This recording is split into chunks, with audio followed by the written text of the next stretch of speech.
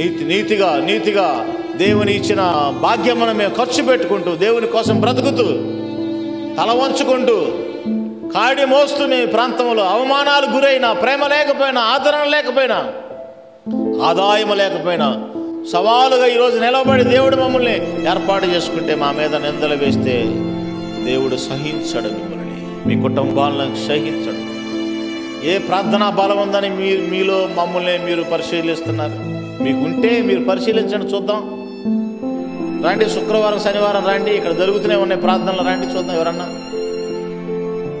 ప్రార్థనా బలము లేకుండా మాట్లాడకూడదు, అజ్ఞానముగా మాట్లాడకూడదు, అనాలోచనగా మాట్లాడకూడదు, సాతాను పట్టిన వారిగా మాట్లాడకూడదు, దయ్యపు మాటలు మాట్లాడకూడదు.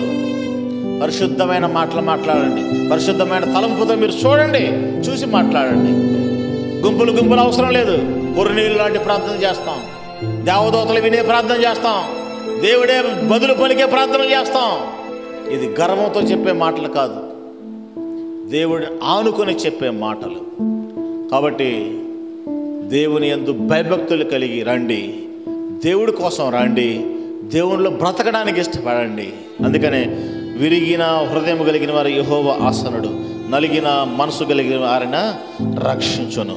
నీతిమంతులకు కలుగు ఆపదలు అనేకములు, వాటిని అన్నిటి నుండి యెహోవా వారిని విడిపించును. విడిపించే దేవుడు మాకున్నాడు. మేము వెతికాం, మాకు దొరికాడు. ఆ దొరికిన దానిలోనే మేము మాట వింటున్నాం, మేము ఆయనకు లోబడుచున్నాం, ఆయన మాకు నేర్పుతున్నాడు. ఆయన నేర్పబట్టి ఈరోజు ఆ నేర్పిన దాన్ని అనేక కుటుంబాలకు ఎక్కడికి వెళ్ళినా, అయ్యా మేము వింటున్నాం, చక్కగా ఉంది, మేము వింటున్నాం, మేము బలపడుతున్నాం, బైబిల్ అంటే తెలుసుకుంటున్నాం, ఉన్నది ఉన్నట్లు చెబుతున్నామని ప్రతి బజారులో కూడా వందనాలు చెబుతున్నారు. ఆల్కహాల్ తీసుకునే వాళ్ళు, త్రాగుబోతులు కూడా మాట్లాడుతున్నారు, అయ్యా నీ వాక్యాన్ని మేము వింటున్నాం, అయ్యా నువ్వు చెప్పే వాక్యాన్ని, మాకు కూడా మారు మనసు పొందాలని ఆశ కలుగుతుందయ్యా. కాబట్టి దేవుని వాక్యానికి ప్రాముఖ్యతనివ్వండి, దేవుని యొక్క మార్గానికి ప్రాముఖ్యతనివ్వండి.